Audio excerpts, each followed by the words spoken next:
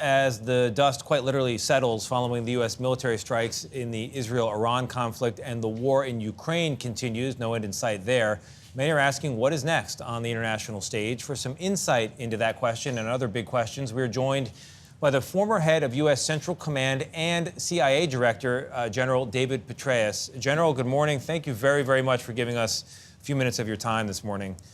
I want to begin with Iran.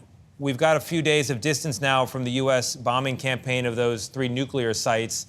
What do you think the wisdom was of that strike, and what did we get out of it?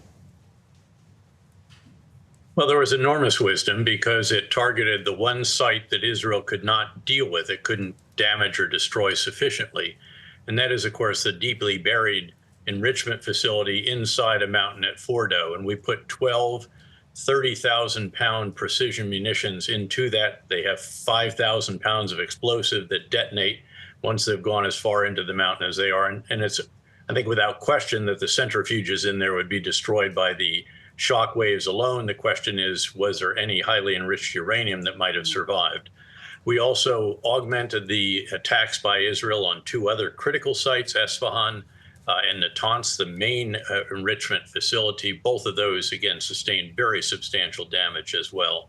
The key unknowns, though, and I think this has to be acknowledged at this point, is despite the extraordinary campaign by the Israeli Air Force, and Mossad, who carried out those early attacks by drones to kill nuclear scientists and key commanders of the Iranian military and security forces, there still is a question, is there some highly enriched uranium somewhere else?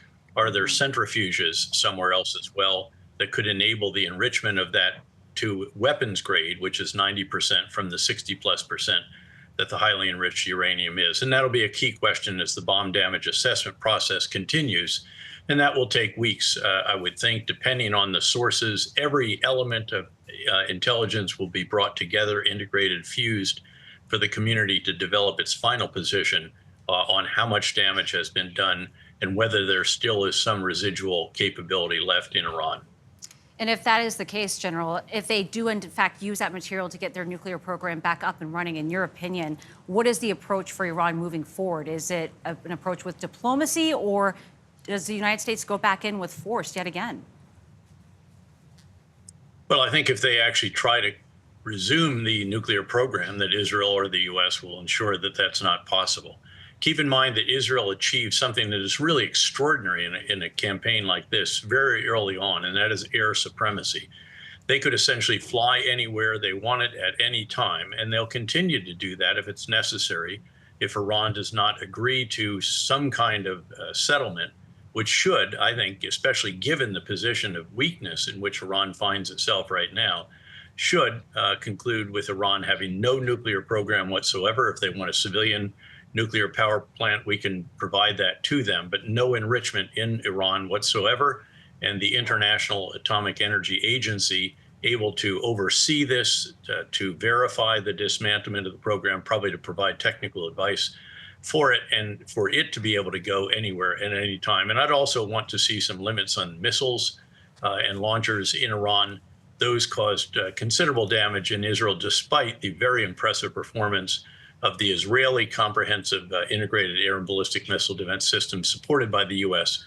with our theater high altitude air defense system on Israeli soil, and then the systems on our destroyers that were in the Gulf and also in the Eastern Mediterranean. General, while we have you, let's talk about Ukraine as well. At one time, President Trump seemed to think that a truce there would be easy to negotiate. Clearly, that has not been the case, and Vladimir Putin seems unwilling to bend in any way. What do you think the prospects are for that war in the months and years ahead?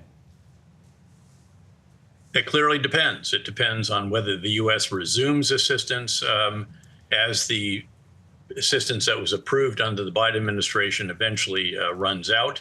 That's a huge question. It depends on whether or not the sanctions that Senator Lindsey Graham has been pushing through the Senate. He has reportedly a very, very substantial majority in the Senate that is ready to support those.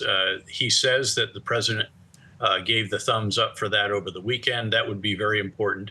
And of course, if the Europeans continue to step up the way they have so impressively, Only that will enable Ukraine to do what we should have helped them do long ago, which is to change the dynamic on the battlefield so that Russia can no longer achieve even incremental gains at the extraordinary losses that they have been sustaining.